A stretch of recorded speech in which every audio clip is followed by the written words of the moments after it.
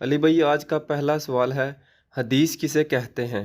آپ نے کئی ایک لیکچرز میں فرمایا ہے کہ صحیح بخاری میں حدیث نمبر 1390 ہے کہ سیدنا عمر فاروق رضی اللہ تعالیٰ عنہ کے پاؤں مبارک ان کی شہادت کے 63 سال کے بعد حجرہ عائشہ رضی اللہ عنہا کی رضی اللہ تعالیٰ دیوار گرنے کی وجہ سے ظاہر ہو گیا۔ اس واقعے کو حدیث کیسے کہہ سکتے ہیں کیونکہ اس میں نبی صلی اللہ علیہ وآلہ وسلم کا تو کوئی فرمان موجود ہی نہیں ہے؟ دیکھیں جی، علم حدیث کی روح سے محدثین رحمہم اللہ اسے حدیث ہی قرار دیتے ہیں، اور یہ بات ہمارے علماء کو پتہ ہے۔ وہ پبلک کو نہ بتائیں یہ الگ بات ہے، ورنہ علم حدیث کا جو ادنا سا اسٹوڈنٹ ہے وہ جانتا ہے کہ نبی صلی اللہ علیہ وآلہ وسلم کے اپنے فرامین بھی حدیث کی کتابوں میں حدیث کی نمبرنگ کے ساتھ لکھے جاتے ہیں۔ صحابہ اکرام علیہم رضوان کے اقوال بھی حدیث کی نمبرنگ کے ساتھ لکھے جاتے ہیں۔ ایون تابعین رحمہم اللہ اجمعین کے اقوال بھی حدیث کی نمبرنگ کے ساتھ لکھے جاتے ہیں۔ حدیث کا جو لغوی معنی ہے نا ڈکشنری کے اندر، وہ ہے نئی چیز، کلام، گفتگو، بات کرنا، یہ سارے اس کے معنی ملتے ہیں۔ حتیٰ کہ قرآن حکیم میں قرآن کو بھی حدیث کہا گیا ہے۔ سورہ الزمر کی آیت نمبر 23 ہے، اعوذ باللہ من الشیطان الرجیم، بسم اللہ الرحمن الرحیم، اللہ نزل احسن الحدیث کتابا متشابہا مثانیہ، اللہ ہے جس نے نازل کیا بہترین حدیث کو، یعنی قرآن کو، بہترین بات، کتابا متشابہا مثانی، یہ ایسی کتاب ہے جس کی آیات ملتی جلتی ہیں اور بار بار دہرائی جانے والی آیات ہیں۔ تو یہ آیت اس بات کا ثبوت ہے کہ حدیث کا ورڈ قرآن کے اوپر بھی بولا گیا ہے۔ اسی کو سپورٹی وہ حدیث ہے صحیح مسلم کی، بڑی مشہور حدیث ہے، انٹرنیشنل نمبرنگ کے مطابق 2005 نمبر 2005 نمبر حدیث ہے صحیح مسلم میں، اور مشکات کے اندر بھی وہ حدیث موجود ہے۔ اور اس حدیث کے راوی ہیں امام جعفر صادق رحمہ اللہ تعالی، وہ اپنے باپ امام محمد باقر رحمہ اللہ سے روایت کرتے ہیں، اور وہ سیدنا جابر بن عبداللہ رضی اللہ تعالیٰ عنہ سے، کہ اللہ کے محبوب صلی اللہ علیہ وآلہ وسلم جب کبھی بھی خطبہ دیتے تو آپ صلی اللہ علیہ وآلہ وسلم کی آواز بلند ہو جاتی، آنکھیں سرخ ہو جاتی، غصے میں اضافہ ہو جاتا، جیسا کہ کوئی جرنیل اپنی فوج کو تیار کر رہا ہو، اور آپ علیہ السلام فرماتے کہ میں اور قیامت اس طرح ساتھ بھیجے گئے ہیں جس طرح یہ 2 انگلیاں، اور پھر آپ علیہ السلام فرماتے اما بعد فإن خیر الحدیث کتاب اللہ، آگاہ ہو جاؤ کہ سب سے بہترین حدیث اللہ کی کتاب ہے، وخیر الہدی ہدی محمد صلی اللہ علیہ وآلہ وسلم، اور سب سے ہدایت یافتہ راستہ محمد صلی اللہ علیہ وآلہ وسلم کا ہے، وشر الامور محدثاتها وکل محدثۃ بدعہ وکل بدعۃ ضلالہ وکل ضلالۃ فی النار۔ کچھ الفاظ صحیح مسلم کے ہیں، کچھ سنن نسائی کے ہیں، کچھ ترمذی میں ہیں، کہ بدترین کام وہ ہیں جو دین میں خود سے داخل کیے جائیں، اور اس طرح کی تمام کام جو ہیں وہ بدعات ہیں، اور تمام بدعات گمراہیاں ہیں، اور تمام گمراہیاں دوزخ میں لے جانے والی ہیں۔ اللہم اجرنا من النار۔ تو آپ علیہ السلام کے ہر خطبے کے آغاز میں ہوتا تھا کہ سب سے بہترین حدیث اللہ کی کتاب ہے۔ تو یہ میں اس لیے بتا رہا ہوں کہ حدیث کا لفظ عام بندے کو اگر بتایا نا کہ قرآن بھی حدیث ہے تو وہ تو اس پہ بھی پریشان ہو جائے گا، جیسے کہ اسے کسی صحابی کا قول یا تابعی کا قول حدیث کہہ کے بیان کیا جائے۔ ہمارا علمی شغف ہوتا نہیں ہے، ہم فوراً فتویٰ لگا دیتے ہیں، اور اکثر اوقات ہمیں بیسک علم حدیث کا نالج نہ ہونے کے باوجود ہم بڑے اعتماد کے ساتھ بات کر دیتے ہیں، یہ کیا کہہ دیا جی۔ تو ہمیں پہلے ایجوکیٹ ہونے کی ضرورت ہے، کتابوں کے ساتھ جوڑنے کی ضرورت ہے، جو ہم آپ سے بار بار آپ کو جوڑتے ہیں کہ مرنے سے پہلے اے مسلمان کر لے اس پہ غور، کتابوں کا خدا اور ہے، بابوں کا خدا اور۔ اچھا، اب میرے بھائیوں، یہ جو حدیث کا ورڈ نبی صلی اللہ علیہ وآلہ وسلم کے ریفرنس سے آپ علیہ السلام کے مبارک زمانے میں ہی اسٹیبلش ہو گیا تھا کہ آپ کے جو فرامین ہیں ان کو حدیث کے ورڈ کے طور پر استعمال کیا جاتا تھا. آپ علیہ السلام نے خود بھی اپنے فرامین کو احادیث ہی قرار دیا ہے. صحابہ کرام علیہم رضوان جب کچھ نبی علیہ السلام کی طرف سے بیان کرتے تو اس کے لیے حدیث کا ورڈ ہی بولتے.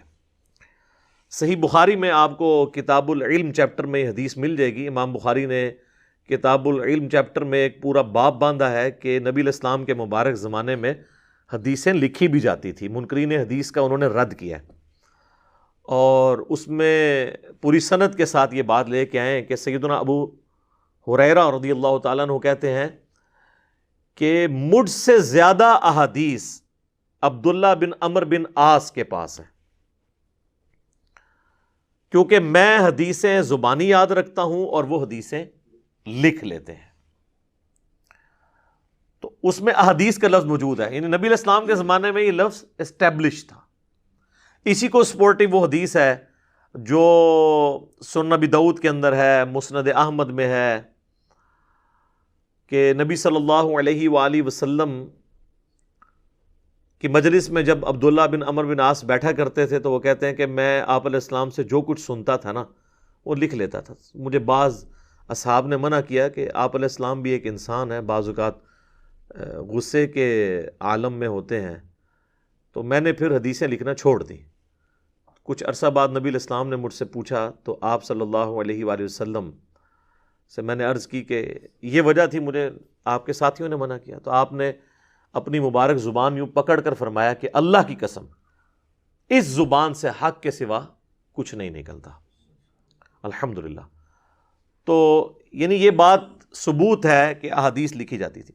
اچھا، یہ میں اس کوشچن کے جواب کے طور پہ حجیت حدیث کو آج ڈسکس نہیں کر رہا ہوں. جو منکرین احادیث کی طرف سے فتنے اٹھائے جاتے ہیں وہ آلریڈی میری کئی ایک ویڈیوز ریکارڈڈ ہیں. مسئلہ نمبر 36 ضعیف الاسناد اور من گھڑت احادیث کے فتنے کا تحقیقی جائزہ. اسی طریقے سے حال ہی میں کوشچن ریکارڈ ہوا تھا صحیح مسلم کا مقدمہ، امام مسلم کا مقدمہ میں نے کور کیا ہے. اسی طریقے سے ایک اور ویڈیو ہے مشکات المصابیح کا مکمل تعارف، اس میں نے احادیث کے حوالے سے احادیث کی کتابیں کون سی ہیں اہل سنت کے ہاں، انٹرنیشنل نمبرنگ کیا ہوتی ہے، حدیث کو تلاش کرنے کا طریقہ کیا ہے، اس کے صحیح اور ضعیف ہونے کا حکم کے اعتبار سے بڑی تفصیلی گفتگو کی ہے. آج میں اسپیسیفکلی یہ جو ورڈ حدیث ہے اس کے حوالے سے ڈسکشن کر رہا ہوں تاکہ وہ موضوع پھر بدل نہ جائے. یہ اس قسم کی کئی باتیں تو میں آلریڈی ریکارڈ کروا چکا ہوں، لیکن آج چونکہ موضوع ایک ڈیفرنٹ ہے اس لیے میں اس اعتبار سے جو اس سے متعلقہ چیزیں ہیں نا وہ آپ لوگوں کے گوش گزار کرنا چاہ رہا ہوں. تو یہ جو حدیث کا ورڈ یعنی نبی علیہ السلام کے زمانے میں مستعمل تھا، صحابہ کرام اسے یوز کرتے تھے. صحیح بخاری اور صحیح مسلم دونوں میں حدیث موجود ہے. نبی صلی اللہ علیہ وآلہ وسلم نے فرمایا جس شخص نے میری طرف کوئی ایسی بات، ایسی حدیث منسوب کی جو میں نے نہیں فرمائی تو ایسا شخص پھر اپنا مقام جہنم میں دیکھ لے، والعیاذ باللہ تعالی. تو یعنی نبی علیہ السلام کے اوپر جھوٹ باندھنا یہ جہنم میں لے جانے والے اعمال میں سے ایک عمل ہے. اسی طریقے سے صحیح مسلم میں مقدمے میں صحیح مسلم کے ایک حدیث موجود ہے. نبی صلی اللہ علیہ وآلہ وسلم نے فرمایا کہ آخری زمانے میں ایسے لوگ آئیں گے جو تم سے ایسی ایسی احادیث بیان کریں گے جو تمہارے آباء و اجداد نے بھی نہیں سنی ہوں گی. اور اس میں آپ نے الفاظ استعمال کیے کہ ایسے دجال اور گمراہ لوگ آئیں گے، وہ ایسی ایسی احادیث بیان کریں گے جو تمہارے آباء و اجداد نے بھی نہیں سنی ہوں گی. ان سے بچنا، وہ کہیں تمہیں فتنے میں مبتلا نہ کر دیں، کہیں تمہیں گمراہ نہ کر دیں. یہ دونوں الفاظ آپ علیہ السلام نے استعمال کیے. اور یہ امام مسلم نے مقدمے میں یہ حدیث لی یہ چیز بتانے کے لیے کہ حدیثیں گھڑی جا رہی ہیں، کیونکہ یہ سلسلہ تو یہ صحابہ کے دور کے اندر ہی شروع ہو گیا تھا. ظاہر ہے کہ اسلام نے رومن اور پرشین امپائر کو گرایا ہوا تھا، وہاں کی عوام الناس میں اسلام کے خلاف نفرت پائی جاتی تھی، تو انہوں نے اپنی دشمنی اتارنے کے لیے سارے معاملات کیے. یہ تو اللہ کی کروڑوں رحمتیں ہوں محدثین کے اوپر جنہوں نے بڑی محنت کر کے صحیح اور ضعیف کا فرق کر کے چیزوں کو بڑی محنت کے ساتھ اسناد کے ساتھ جمع کیا. تو یہ امام مسلم یعنی یہ آج کے زمانے کی بات نہیں، وہ اس زمانے میں بھی سمجھتے تھے کہ حدیثیں گھڑی گئی ہیں. اور میں نے مسلم کا جو مقدمہ کور کیا اس میں آپ دیکھیں میں نے اس طرح کی کئی ایک باتیں کور کی ہیں، یعنی میری زندگی کے اہم ترین لیکچرز میں سے ہے وہ صحیح مسلم کا مقدمہ. اس میں ساری کرٹیکل جو چیزیں تھیں میں نے وہ ایک ایک کر کے کور کی ہیں. تو بعض اوقات لوگ سمجھتے ہیں کہ یہ شاید وہ پکڑ کے ہم پہ فٹ کرنا شروع کر دیتے ہیں کہ جی ایسے لوگ آئیں گے جو ایسی حدیثیں بیان کریں گے جو ہمارے آباء و اجداد نے نہیں سنی ہوں گی.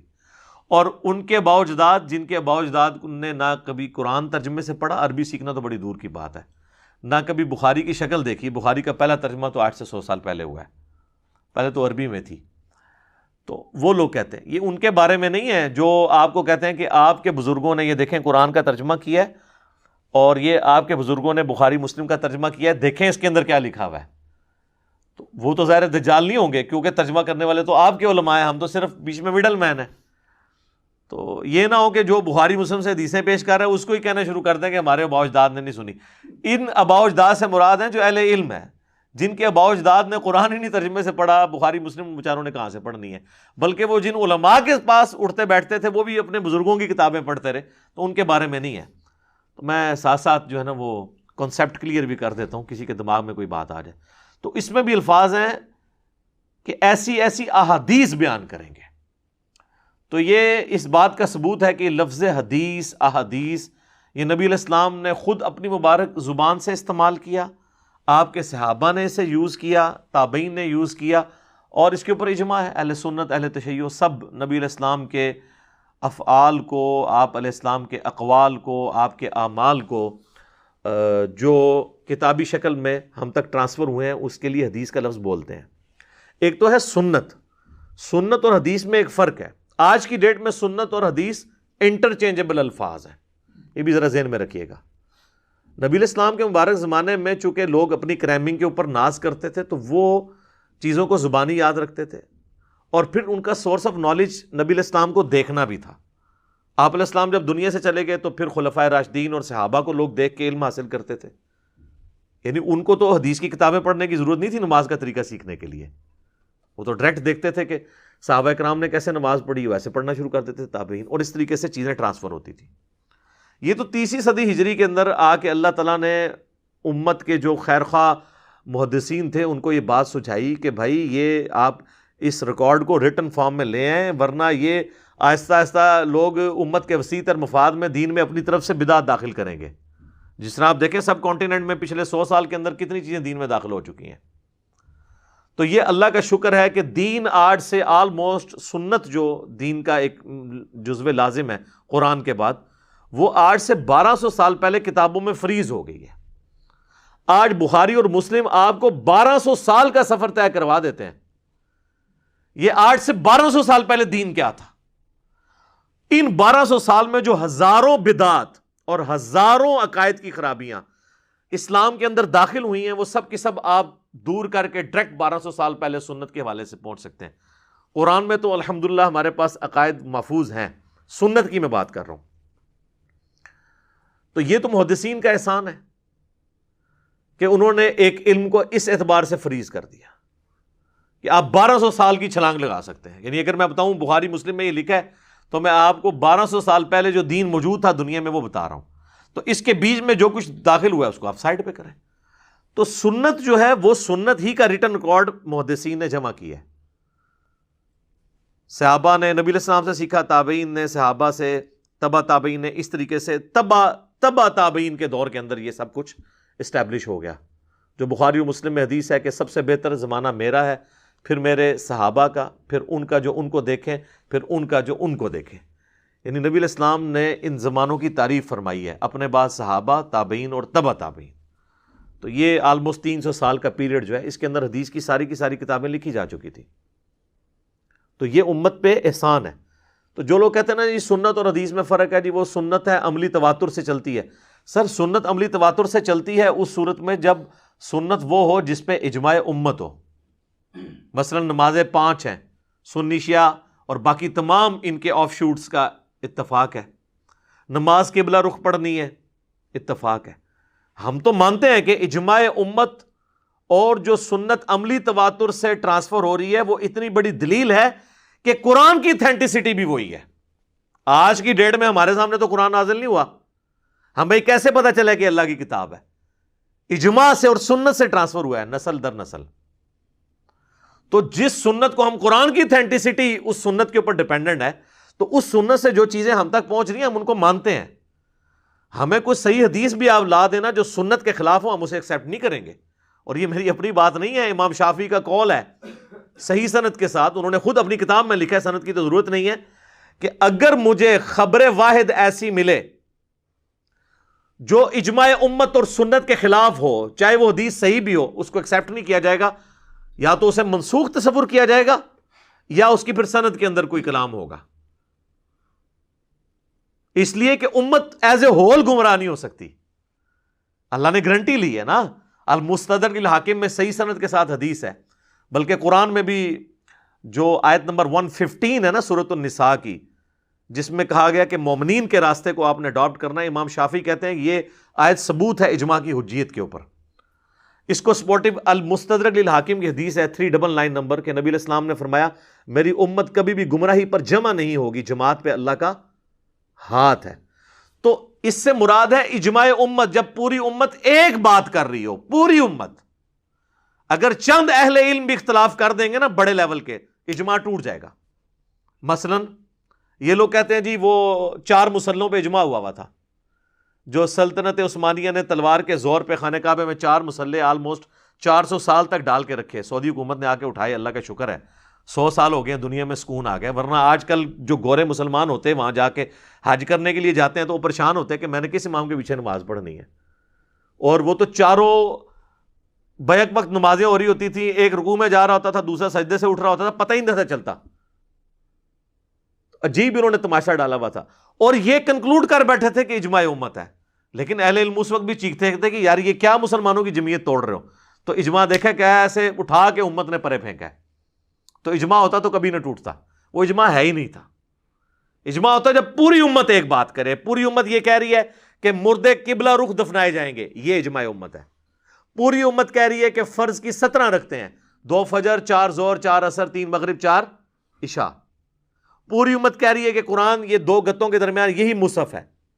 دنیا کا آپ کوئی مسلمان اٹھا لیں، کسی بھی مکتب فکر سے تعلق رکھے، وہ قرآن اسی کو مانتا ہے. یہ ہے اجماع امت، یہ ہے سنت. اس سے کوئی حدیث بھی ٹکرائے نہیں ایکسیپٹیبل ہوگی. لیکن سر یہ ہوگا ہی نہیں کہ صحیح احادیث جو ہماری مین سٹریم کی کتابوں میں وہ سنت سے کبھی ٹکرا جائے. لیکن اگر سنت جو ہے وہ لال پیلی زرد اور ہر جگہ کی اپنی ہو تو پھر سنت تو نہیں ہوگی نا.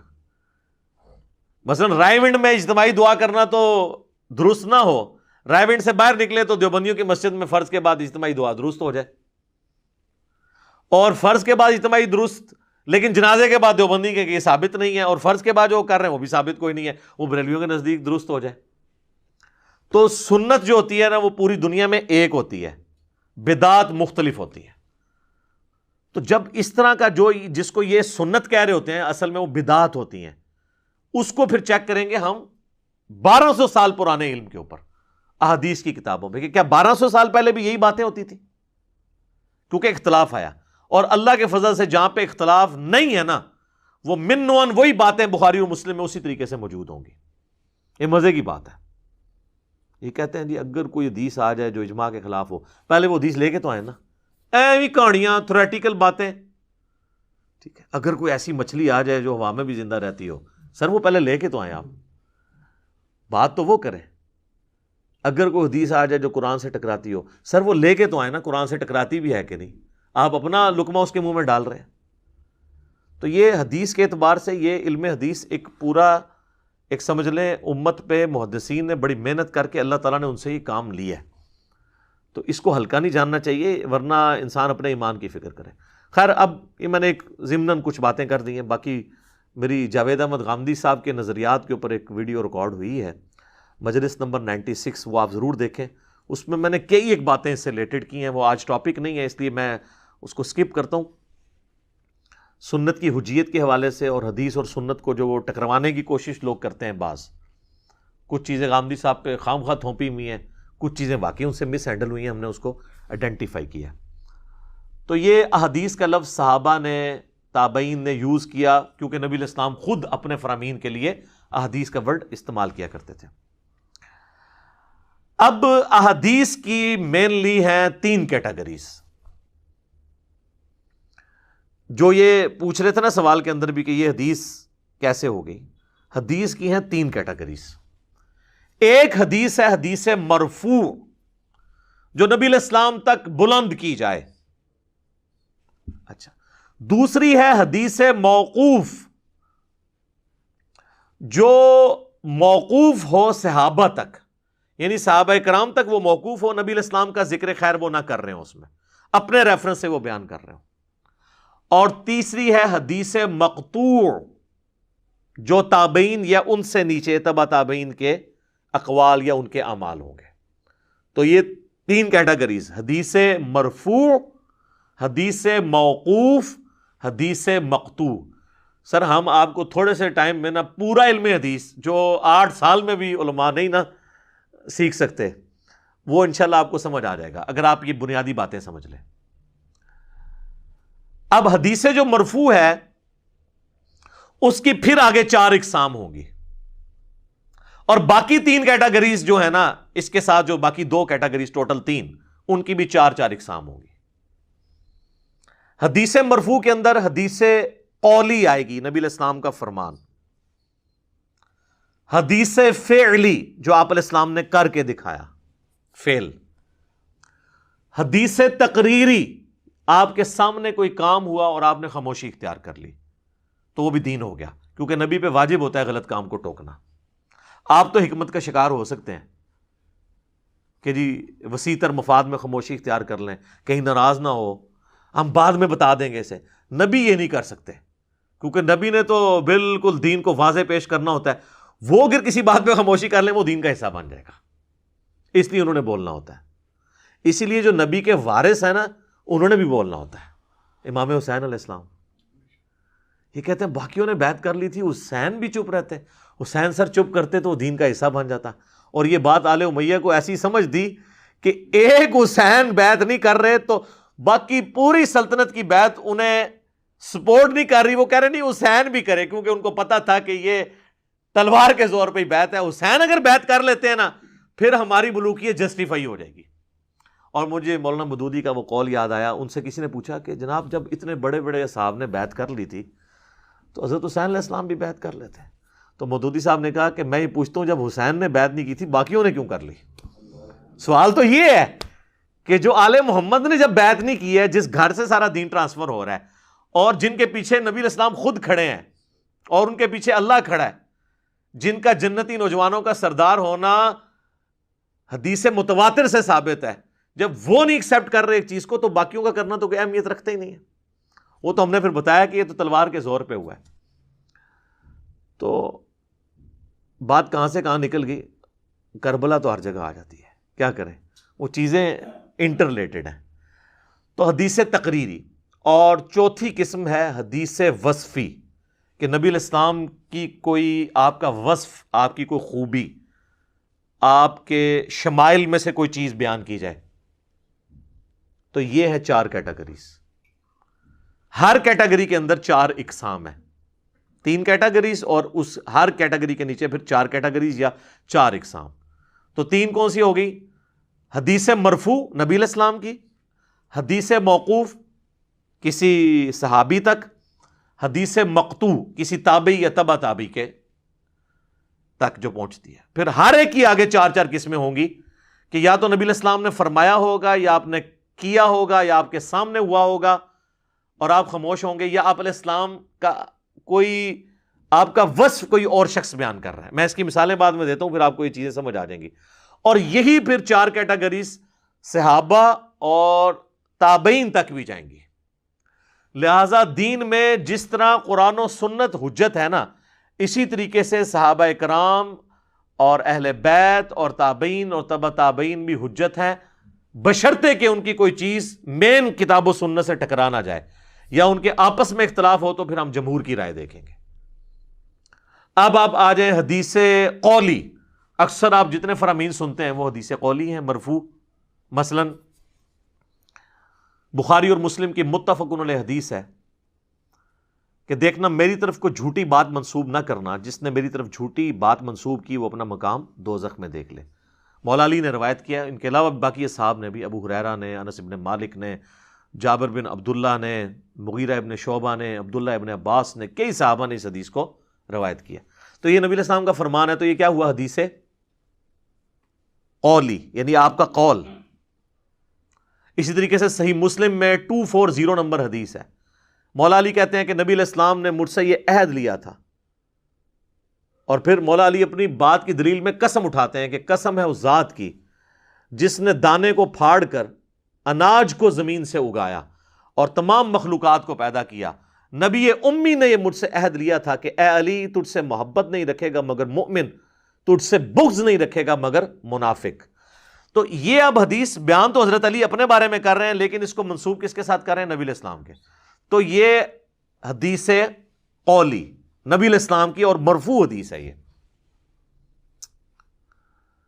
اچھا، اسی طریقے سے حدیث فعلی کہیے کہ جیسے بخاری و مسلم کی متفق علیہ حدیث ہے، عبداللہ بن عمر کہتے ہیں کہ نبی علیہ السلام جب نماز شروع کرتے تو دونوں ہاتھ کندھوں تک اٹھاتے، اور ایک اور حدیث ہے بخاری اور مسلم کی، اس میں مالک بن حویرث کہتے ہیں کہ کانوں تک اٹھاتے۔ یہ دونوں حدیثیں صحیح ہیں۔ جب رکوع میں جانے لگتے تو پھر کانوں تک یا کندھوں تک اٹھاتے، اور جب رکوع سے سر اٹھاتے تو پھر دونوں ہاتھوں کو یوں بلند کرتے۔ تو اب اس میں وہ نبی علیہ السلام کے بولنے کی بات نہیں ذکر کر رہے، بلکہ کہہ رہے ہیں آپ کے افعال کو، تو یہ حدیث فعلی ہو گئی، لیکن ہے مرفوع کیونکہ نبی علیہ السلام تک بلند ہے۔ یہ نہیں ہے کہ عبداللہ بن عمر خود کر رہے ہیں، نہیں، عبداللہ بن عمر نبی علیہ السلام کا عمل رپورٹ کر رہے ہیں۔ تو یہ کیا ہوگی؟ حدیث فعلی۔ حدیث تقریری، نبی علیہ السلام کے سامنے کوئی کام ہوا اور آپ نے خاموشی اختیار کر لی۔ جامعہ ترمذی کے اندر حدیث موجود ہے، اس کی سند کمزور ہے، اس کی صحیح سند جو ہے وہ المستدرک للحاکم کے اندر موجود ہے، صحیح ابن حبان میں ہے، صحیح ابن خزیمہ میں ہے کہ نبی علیہ السلام فجر کی نماز پڑھ کے نکل رہے تھے تو آپ نے ایک صحابی کو دیکھا کہ وہ نماز پڑھ رہا ہے، تو آپ وہاں کھڑے ہو گئے۔ جب وہ سلام پھیر کر فارغ ہوا تو آپ نے فرمایا یہ کون سی نماز پڑھ رہا ہے تو؟ نماز تو پڑھ چکے ہم۔ تو انہوں نے عرض کیا اللہ کے رسول صلی اللہ علیہ وآلہ وسلم، میری فجر سے پہلے والی جو 2 سنتیں تھیں نا، 2 رکعتیں وہ رہ گئی تھی تو میں نے یہ وہ پڑھی ہیں۔ تو حدیث کے الفاظ ہیں کہ نبی علیہ السلام خاموش ہو گئے، یعنی آپ نے اس پہ ورڈکٹ بھی نہیں دی۔ خاموشی کا کیا مطلب ہوا؟ کہ اٹس اوکے، کیونکہ اگر وہ غلط ہوتا تو آپ کہتے۔ تو یہ حدیث تقریری کی مثال ہے کہ نبی علیہ السلام کے سامنے ایک عمل ہوا، آپ نے کچھ کہے بغیر اسے انڈورس کر دیا۔ اسی طریقے سے وہ سنن ابی داؤد کے اندر حدیث ہے نا، ایک صحابیہ تھی، وہ گٹھلیوں کے اوپر اذکار کر رہی تھی، تو نبی علیہ السلام اس کے پاس آئے، آپ نے فرمایا میں تجھے اس سے بھی آسان وظیفہ بتاتا ہوں۔ پھر آپ نے اسے ایک وظیفہ بتایا۔ تو اس حدیث سے محدثین نے رزلٹ نکالا ہے کہ گٹھلیوں پہ پڑھنے کا جواز ہے، کیونکہ نبی علیہ السلام نے اسے منع نہیں کیا، کہا اس سے آسان بتاتا ہوں۔ تو یہ بھی حدیث تقریری کی ایک فارم ہے۔ چوتھی قسم حدیث مرفوع کی کیٹیگری کے اندر وہ ہے، میں نے بتائی تھی، حدیث وصفی، کہ نبی علیہ السلام کا کوئی وصف بیان ہوا ہے، جیسا کہ بخاری و مسلم دونوں میں حدیث ہے۔ ابو سعید خدری کہتے ہیں کہ نبی صلی اللہ علیہ وآلہ وسلم میں کنواری لڑکیوں سے زیادہ شرم و حیا تھی، اور آپ کو اگر کوئی بات ناگوار ہوتی تھی نا تو ہم آپ کے چہرے سے پہچان لیتے تھے۔ اچھا، جو دل کے صاف لوگ ہوتے ہیں نا، یا بہت آؤٹ سپوکن لوگ ہوتے ہیں، وہ ان کے چہرے پہ آپ فوراً ناگواری کے آثار نظر آئیں گے۔ یہ جو کنے قسم کے لوگ ہوتے ہیں نا، وہ ضبط کر جاتے ہیں، مکاری کے جو ایکسپرٹ ہوتے ہیں، اللہ ماشاء اللہ۔ لیکن جو لوگ فیئر لوگ ہیں نا، آپ دیکھیں گے کہ کوئی بات غلط ہوگی نا تو فوراً ان کے چہرے پہ نا اس کے ایکسپریشن اتنے واضح آئیں گے کہ وہ اپنے ایکسپریشنز کو قابو نہیں کر سکتے۔ تو اس حدیث میں الفاظ ہیں کہ نبی علیہ السلام کو کوئی چیز ناگوار ہوتی تو فوراً آپ کے چہرے کے اوپر نا آثار آ جایا کرتے تھے اس چیز کے، اس طرح خوش ہوتے تھے جب، تب بھی آثار آ جایا کرتے تھے۔ اب اس پوری حدیث میں نبی علیہ السلام کا نہ تو انہوں نے کوئی عمل بیان کیا، آپ کے وصف کا ذکر کیا۔ اس طریقے سے بخاری و مسلم میں حدیث ہے، حضرت انس بن مالک کہتے ہیں کہ میں نے آج تک کوئی ریشم یا دباچ ایسا نہیں چھوا جو رسول اللہ کے ہاتھوں سے زیادہ نرم ہو، اور میں نے آج تک کسی عطر کی ایسی خوشبو نہیں سونگھی جو نبی علیہ السلام کے مبارک ہاتھوں میں سے آتی تھی۔ ٹھیک ہے، اس طریقے سے بخاری و مسلم میں حدیث ہے کہ نبی علیہ السلام کا پسینہ جو صحابہ کرام خوشبو کے طور پہ استعمال کرتے تھے. اب اس میں نہ نبی علیہ السلام کچھ فرما رہے ہیں، نہ آپ علیہ السلام کوئی عمل کر کے بتا رہے ہیں، بلکہ آپ علیہ السلام کے وصف کا ذکر ہو رہا ہے کہ آپ کی یہ کوالٹیز تھی. اس طریقے سے بخاری مسلم میں آتا ہے کہ نبی علیہ السلام اپنی پیٹھ کے پیچھے بھی دیکھ لیا کرتے تھے، حالانکہ آپ کی آنکھیں سامنے تھی، تو آپ کے اپنے فرمان ہے کہ میں اپنے اللہ کی قسم پیٹھ کے پیچھے بھی تمہیں دیکھ لیتا ہوں. تو یہ آپ کے وصف ہے نا، تو جو آپ کے وصف ذکر ہوئے ہیں نا، یہ حدیث وصفی کی کیٹیگری میں. باقی جو آپ علیہ السلام کی نبوت کی غیبی خبریں ہیں کہ یہ مستقبل میں ہوگا، وہ ساری کی ساری حدیثیں پھر حدیث قولی میں ہی فال کرتی ہیں، کیونکہ آپ نے فرمایا ہے نا وہ. تو آگے اب اس کی آگے میں بریفنگ کرتا جاؤں تو میں تو مطلب 2-3 گھنٹے علم حدیث کے اوپر بول سکتا ہوں، لیکن میں آپ کو موٹی موٹی باتیں بتا رہا ہوں تاکہ آپ کو اوورال آئیڈیا ہو جائے حدیث کی کیٹیگریز کے اعتبار سے. تو یہ نبی علیہ السلام کے حوالے سے میں نے بیان کی. اب آپ ایک سٹیپ نیچے آ جائیں، وہ ہے صحابہ کرام علیہم رضوان. اچھا، یہ لفظ صحابہ بھی درست ہے زیر کے ساتھ اور زبر کے ساتھ صحابہ بھی درست ہے. وہ بھی اب آپ دیکھیں تو صحابہ کا قول، اپنا قول، تو وہ حدیث موقوف کہلائے گی اگر وہ نبی علیہ السلام کا ذکر بیچ میں نہیں کریں گے. حجت ہوگی. جس طرح کہ فضائل صحابہ احمد بن حنبل کی کتاب میں 2 روایتیں ہیں مولا علی سے کہ میری وجہ سے 2 فرقے گمراہ ہوں گے اور میری وجہ سے 2 فرقے دوزخ میں جائیں گے، ایک میری محبت میں غلوف کر کے اور ایک میری دشمنی میں غلوف کر کے. اب یہ مولا علی نبی علیہ السلام کا ذکر ہی نہیں کر رہے، ڈائریکٹ اپنے بارے میں بتا رہے ہیں، تو ہم اسے کہیں گے حدیث موقوف ہے. اور یہ انڈرسٹوڈ ہے کہ نبی علیہ السلام نے ہی ان کو یہ غیبی خبر دی ہوگی، تو وہ ذکر نہ بھی کریں چونکہ ان کا سورس آف نالج نبی علیہ السلام ہے، اس لیے اس حدیث موقوف کو بھی ہم حدیث مرفوع کے حکم میں ہی شمار کریں گے. اسی طریقے سے سیدنا ابوبکر صدیق رضی اللہ تعالیٰ عنہ کا قول ہے صحیح بخاری میں، محمد صلی اللہ علیہ وآلہ وسلم کے قرب کو اہل بیت کے قرب میں تلاش کرو. اب اس میں کوئی انہوں نے نبی علیہ السلام سے تو کوئی چیز بیان نہیں کی. اور قربان جائیں امام بخاری نے اس حدیث کو امہات المومنین کے چیپٹر میں نہیں لیا، حضرت حسن و حسین کے چیپٹر میں لیا. یہ فرق بتانے کے لیے کہ یہاں اس سے مراد حضور کے وہ قریبی لوگ 5 تن پاک جن کے لیے ہم لفظ استعمال کرتے ہیں احادیث کی روشنی میں، یہ ان کے بارے میں بات ہو رہی ہے. تو یہ اب حضرت ابوبکر صدیق کا اپنا قول ہے، تو یہ حدیث موقوف ہے اور اس میں حدیث قولی ہے، یعنی حضرت ابوبکر کا اپنا قول. تو صحابہ کرام علیہم رضوان بھی کوئی بات ارشاد فرماتے ہیں نبی علیہ السلام کا ذکر کیے بغیر، وہ بھی دین میں حدیث کے طور پر اسے شمار کیا جاتا ہے. آپ دیکھ لیں امام بخاری اس کو حدیث کے طور پہ لے کے ہیں، اور بعد میں جب حدیث کی نمبرنگ ہوئی ہے تو یہ حضرت ابوبکر صدیق کے قول کو باقاعدہ حدیث کا نمبر دیا گیا. آپ کو پوچھے اس میں تو حدیث کہیں بیان نہیں ہوئی ہے، یہ تو حضرت ابوبکر کا اپنا قول ہے. وہ آپ کے نزدیک حدیث نہیں ہے نا. محدثین تو صحابہ، تابعین، تبع تابعین تک کے اقوال کو بھی حدیث کے نمبرنگ کے ساتھ لیتے ہیں. حدیث کا تو مطلب ہے بات. ہاں، وہ حدیث مرفوع ہے، حدیث موقوف ہے، حدیث مقطوع ہے. اچھا، ایک حدیث مرسل بھی ہوتی ہے. حدیث مرسل یہ ہے کہ کوئی تابعی جو ہے نا وہ نبی علیہ السلام کا فرمان نقل کرے، وہ حجت نہیں ہوگا جب تک ہمیں پوری سند نہیں ملے گی، کیونکہ اس نے نبی علیہ السلام کا زمانہ نہیں پایا. امام مسلم نے مقدمے میں لکھا ہے کہ تابعی کی مرسل کوئی چیز نہیں ہے جب تک وہ صحابی کا نام ذکر نہ کرے. یار، تابعی کی مرسل کوئی شے نہیں ہے تو بزرگ بابوں کے فرامین کتنے لائی کر دے رہے، انہوں نے کتنے تھی پیش کر دو. یعنی تابعی اگر کوئی بات بیان کرے رسول اللہ کے ریفرنس سے، تو یہاں تو وہ رسول اللہ کا بھی نہیں نام لیتے، کہتے آواز آئی. بزرگ فرماتے ہیں ایک اسلامی بھائی کا بیان ہے کہ ان کے ایک جاننے والے بھائی نے خواب دیکھی، یہ پوری سند بیان ہو رہی ہوتی ہے. تو تابعی کی مرسل کوئی شے نہیں ہے تو باقی کڑے کھاتے جنے، باقی تو کوئی شے ہی نہیں کہ انہوں نے ڈسکس بھی کیا جائے. تو صحابہ کے اقوال وہ حدیث موقوف میں حدیث قولی کی کیٹیگری میں فال کرتے ہیں. اچھا، اب حدیث موقوف کی کیٹیگری حدیث فعلی بھی ہو سکتی ہے کہ یعنی کسی صحابی نے کوئی عمل کر کے بتایا. جس طرح کہ صحیح بخاری میں آتا ہے کہ عبداللہ بن عمر جو ہے نا وہ حج اور عمرے کے موقع پر مٹھی کے بعد داڑھی کاٹ دیا کرتے تھے. میں نہیں کاٹتا ہوں، لیکن یہ اب یہ حدیث موقوف فعلی ہوئی. اور مزے کی بات ہے عبداللہ بن عمر ان احادیث کے راوی ہیں جن میں داڑھی بڑھانے کا حکم ہے، جو بخاری میں حدیث ہے، مسلم میں بھی ہے، داڑھیاں بڑھاؤ اور مونچھیں پس کرو، یہود و نصارہ کی مخالفت کرو.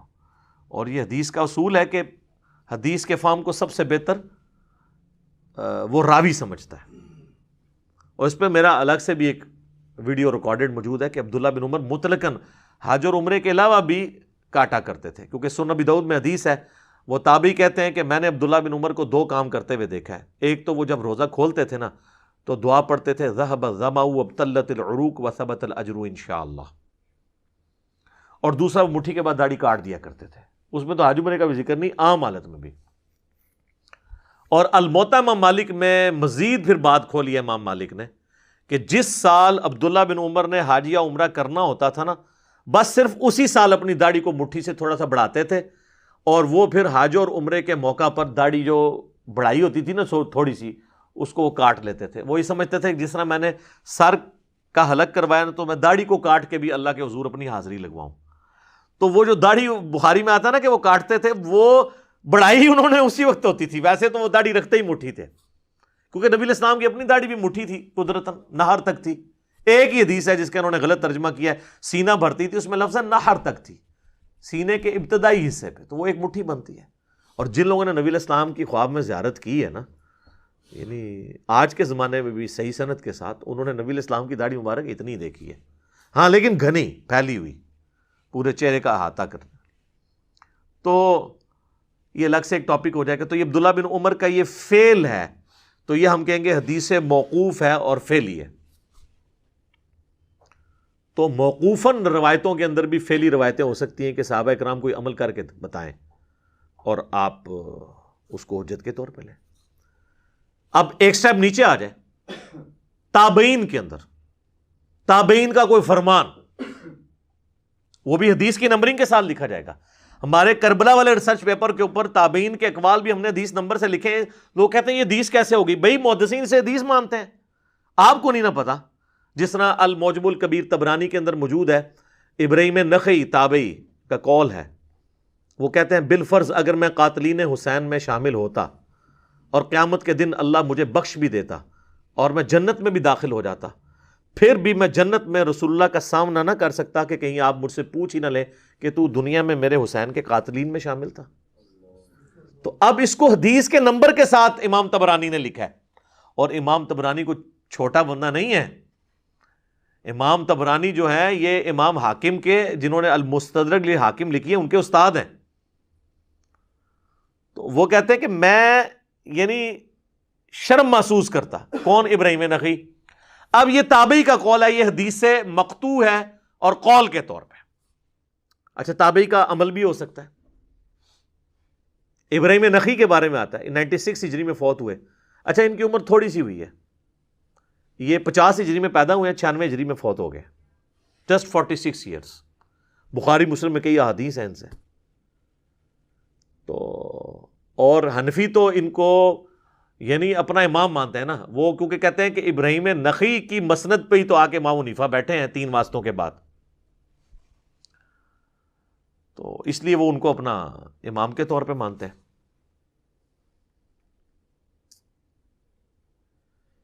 ابراہیم نخعی کا عمل المصنف ابن ابی شیبہ میں موجود ہے کہ داڑھی والے چیپٹر میں، کہ وہ یہ جو رخساروں کے بال ہیں نا، اس کو بھی مونڈا کرتے تھے. ہم نہیں مونڈتے ہیں، لیکن کسی کے بہت زیادہ گھنے ہو جاتے ہیں اور تنگ کرتے ہیں تو وہ یہ داڑھی میں داخل نہیں ہے. یہ والے بال، داڑھی تو صرف یہ ہے جو نچلے جبڑوں پہ اگتی ہے، داڑھی کی ڈیفینیشن یہی ہے. تو اب یہ تابعی کا عمل ہے، ہم اس کو کہتے ہیں. اس طریقے سے سفیان بن عیینہ کے بارے میں آتا ہے کہ مونچھیں صاف کر دیے کرتے تھے. حالانکہ امام مالک نے الموطا امام مالک میں لکھا ہے کہ یہ مسلح کرنا ہے، لیکن انہی کے پائے کے دوسرے ایک یعنی آپ سمجھ لیں تبع تابعین میں سے ہیں، تو وہ صاف کرتے تھے. ہم اس کے جواز کے قائل ہیں. تو یعنی تابعین کے بھی اقوال، افعال اور ان کے اعمال وہ بھی حجت ہیں دین کے اندر، دین کو ٹرانسفر کرنے کے اعتبار سے. یہ میں نے آپ کو دیکھیں کتنی مثالیں دے دی ہیں نبی علیہ السلام سے، حدیث مرفوع سے، پھر حدیث موقوف، پھر حدیث مقطوع. کئی ایک مثالیں اور بھی دی جا سکتی ہیں. لیکن وہ پھر ایک گفتگو لمبی ہو جائے گی. میں اس گفتگو کو اس حوالے سے سمیٹنا چاہتا ہوں تاکہ آپ کو یہ بات سمجھ آ جائے. اس میں ایک اور بات بھی یاد رکھیے گا کہ بعض اوقات دین کا کچھ حصہ ایسا ہے کہ جو ٹرانسفر ہی حدیث موقوف اور مقطوع سے ہوا ہے. ہمیں مرفوع روایات بہت کم ملتی ہیں، اور یہ اکثر جو اہل حدیث کے اوپر اعتراضات کرتے ہیں نا حنفی، وہ اہل حدیث سے بھی مس ہینڈلنگ ہوتی ہے. انہوں نے ایک رٹ لگائی ہے حدیث مرفوع، حدیث مرفوع. یار حدیث مرفوع ضروری نہیں ہے. آپ اس حدیث کا کیا کریں گے جو جامعہ ترمذی، ابو داؤد اور ابن ماجہ میں ہے، علیکم بسنتی وسنت الخلفاء الراشدین المہدیین، تم پر میری سنت اور میرے خلفاء راشدین کی سنت لازم ہے. تو خلفاء راشدین جو عمل کر رہے ہیں جس کے اوپر صحابہ کا اجماع ہے وہ خود سنت ہے. تو وہ حدیث مرفوع نہ بھی ہو، حدیث موقوف اگر کوئی ثابت ہو جاتی ہے حضرت ابو بکر، عمر، عثمان و علی سے، تو آپ نے اس کو ایکسیپٹ کرنا ہے. اور صحابہ باقاعدہ اس کو حجت محدثین نے صحابہ کے اعمال کو بنایا. صحیح بخاری میں 695 نمبر حدیث ہے نا کہ حضرت عثمان سے آ کے ان کے ساتھی عرض کرتے ہیں جب وہ معصور ہو گئے تھے، وہ کہتے ہیں کہ جی مسجد نبوی پہ باغیوں کا قبضہ ہے اور فتنے کا امام ہمیں امامت کروا رہا ہے، ہمیں خدشہ ہے کہ ہم گناہ میں نہ مبتلا ہو جائیں، ہمارے تو امام آپ ہیں، یعنی پولیٹیکل امام بھی آپ ہیں، آپ کی بیعت بھی کی ہے، خلیفۃ المسلمین ہے، اور خلیفۃ المسلمین ہی نمازیں پڑھاتا تھا. تو حضرت عثمان نے کہا کہ نماز ہی تو مسلمانوں میں ایک نیکی کا کام ہے، نیکی کے کاموں میں ان کا ساتھ دو. کن کا؟ بدعتیوں کا. ان کے پیچھے نمازیں پڑھو اور برائی میں ان سے الگ رہو. اس پہ امام بخاری نے باب باندھا ہے بدعتی اور باغی کے پیچھے نماز پڑھنے کا حکم. امام بخاری نے اس سے رزلٹ نکالا ہے کہ حضرت عثمان کا یہ فتویٰ ہے کہ باغی اور بدعتی کے پیچھے نماز درست ہے. تو وہ نبی علیہ السلام کا فرمان تو نہیں تھا، وہ حضرت عثمان غنی کا تھا. تو یہ جو اہل حدیث بعض رٹ لگا تھا حدیث مرفوع، مرفوع ہونا ضروری نہیں ہے. موقوف بھی ہو وہ بھی حجت ہے. ایون مقطوع بھی ہو، مرفوع اور موقوف سے نہ ٹکراری ہو، یعنی صحابہ اور نبی علیہ السلام سے، وہ بھی حجت ہے. تو دین کا کافی سارا حصہ حدیث موقوف سے ٹرانسفر ہوا ہے. مثلا یہ جو حدیث ہے مسند امام احمد میں اور مشکات میں موجود ہے، اب اس کی سند تو کمزور ہے کہ نبی علیہ السلام نے فرمایا کہ اے علی تو میری امت میں عیسیٰ ابن مریم کی مثل ہے. یہودی ان سے دشمنی کر کے گمراہ ہوئے اور عیسائی ان کی شان میں غلو کر کے گمراہ ہوئے. اور پھر مولا علی کہتے ہیں نبی علیہ السلام کے ریفرنس سے کہ میری وجہ سے دو گروہ گمراہ ہو جائیں گے، ایک میری محبت میں غلو کر کے اور ایک میری دشمنی میں. اب یہ حدیث نبی علیہ السلام تک مرفوع ہے لیکن اس کی سند کمزور ہے. لیکن اس کی جو موقوفاً روایت ہے فضائل صحابہ احمد بن حنبل کی کتاب میں، وہ حضرت علی سے ہے، اس کی سند بالکل ٹھیک ہے لیکن وہ مرفوع نہیں ہے. تو پھر ہم یہ دونوں کو جوڑ کے کہتے ہیں کہ یہ حضرت علی نے جو بات جو صحیح سند سے آ رہی ہے یقیناً نبی علیہ السلام سے سنی ہوگی، اگرچہ ہم کوئی سند پروڈیوس نہیں کر سکتے، لیکن چونکہ مولا علی بیان کر رہے ہیں تو وہ اتنے اعتماد کے ساتھ جو چیز بیان کر رہے ہیں آپ کا سورس آف نالج نبی علیہ السلام تھے.